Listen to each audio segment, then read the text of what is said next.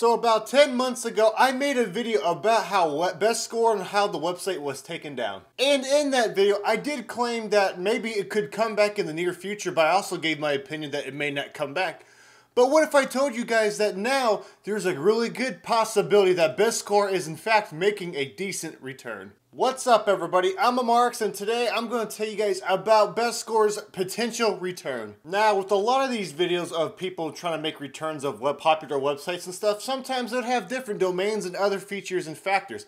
But we actually hear from the original owner that actually has updated his website and kind of rebranded the way it looked a little bit just to kind of give a little taste beta of what's to come next. So when you go on bestgore.com, you'll see an updated blog that Mark himself wrote, and you actually get to read it. And there's actually a lot of updates too he writes in his blogs. And I'm going to read out the most interesting ones I have found. So on this blog or homepage, what you see is when we first go on it, it says, BestGore, welcome to BestGore. There used to be a picture of a cute puppy on this page, but there is no more. That's because there's no more gore in this domain. Once upon a time, BestGore was the world's most popular reality news website. For 12 years, it sent the trends in truth reporting and exposed to the millions of readers the world has it as it really is, raw and uncensored.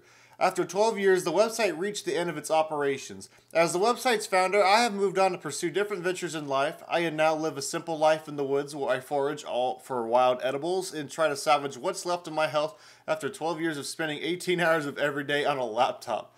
Former BestGore is no more, but I am making the best unceremonious, how do you pronounce that, return from time to time to make an appearance on the internet with glimpses of my new life, new thoughts, and new ideas.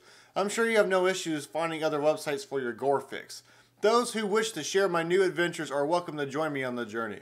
Note, the website is still a work in progress. I still have a lot of bugs to fix and issues to resolve before the site is operational, but feel free to give it a try if you want. Just keep in mind that it's still in beta and may not work optimally yet. Even though he does say there may not be any gore on the domain, the website name still remains the same, and there's other gore websites that are still up and running to this day.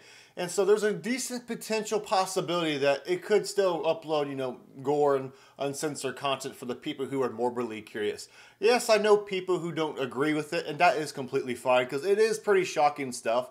And no, guys, on my previous videos, everyone assumed that I was just some serial killer who defended people and support killings and stuff. So it's no, not in that aspect exactly. It's just you can look at it in two different ways. You can look at it as, yes, it's really messed up, but another way you can also look at it is yeah, this is just, reality, dude. It gives you a good reality check because a lot of people do not want to see the truth, especially with media and news outlets and stuff that want to, persuade certain ways of, agendas and stuff that, yeah, no one wants to always see the truth. Sometimes they want to live in their own fairy tale fantasy lands and whatnot. And it's really sad to see. And I like to see an unbiased perspective. So yeah, I am not surprised that stuff like this is also taken down. But at the same time, it should be at least open to the people who are morbidly curious, who are at least willing to search for it. You know what I mean? As long as it doesn't involve anything too graphic, potential, things with involving children and stuff, I think it should be fair game, especially since all of it mainly is in Brazil, and it shows you how messed up punishments and stuff could happen in that country as well.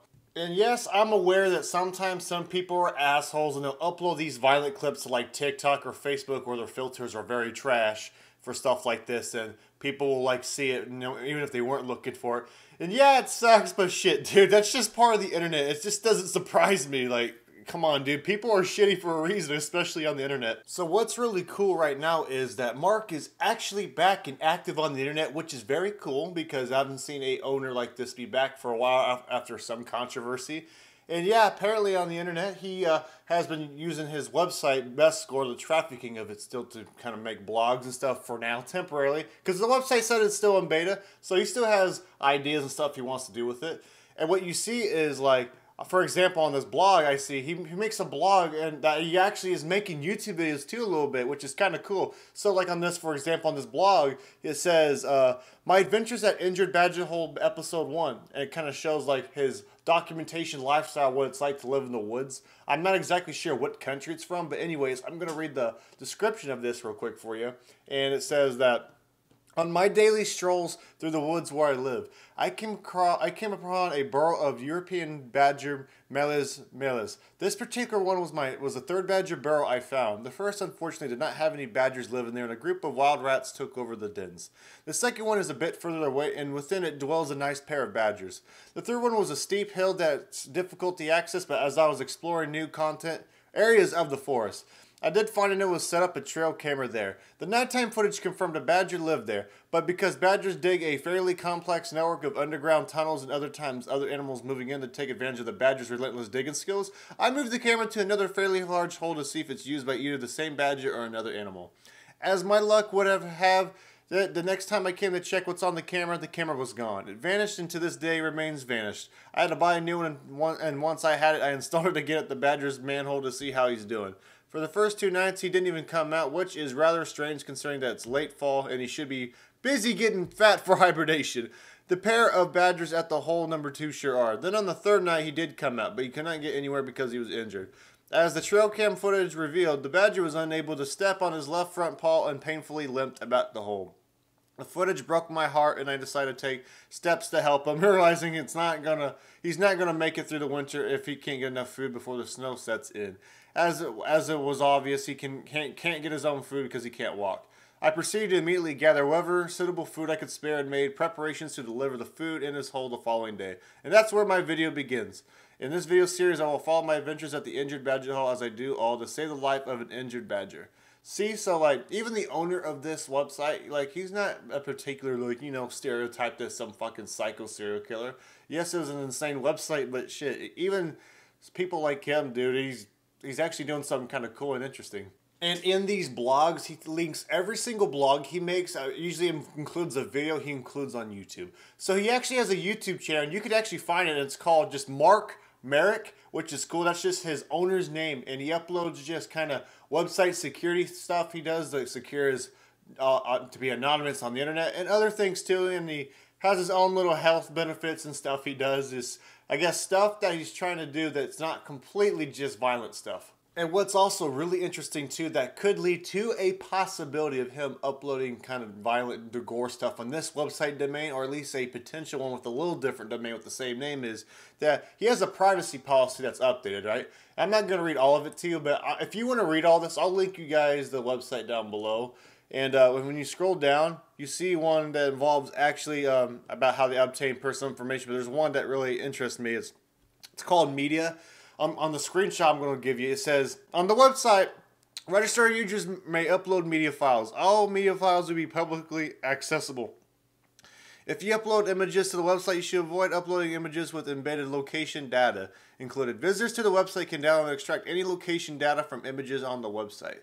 So they are giving people an opportunity to sign up again and create accounts like before, and I guess upload stuff on it, but we don't know exactly yet. But he did not specifically say no, like, violent gore included. And the website domain, like I said, is the same. So there's a decent possibility that he could try to work around in a different domain or on this domain and try to, you know, get back to the website the way it was. Because he even said he was working like crazy 18 hours a day, just working on his computer, just trying to manage his server, which is probably a big pain in the ass considering it was just one man doing it all. With all the information we know for now, that we do know that Mark is doing okay. He's kind of just living his life, and he actually has a very unique lifestyle, which I think is very cool. And that I think that he'll be doing just fine in the future. But for right now, with Mark and his website of BestGore, I think we can all just have to wait and see what happens for the foreseeable future. Probably next year, you'll probably see another update. Because honestly, I was surprised there was any updates this year. Alrighty everybody, if you guys got this far into the video, I hope you guys enjoy watching. And also, if you really enjoyed today's video, make sure to leave a like. If you really enjoyed today's content to the point where you want to follow me and stuff, make sure to subscribe if you're really into like morbid curiosity, internet finds, and just stuff on YouTube I find on the internet in general. I will definitely make a video about. I mainly make about videos I kind of want to make about, if that makes sense. Because I like making videos that interest me, and I think you guys enjoy it too. It is also very amazing that I'm only less than 400 subscribers away of 6,000 the making of this video.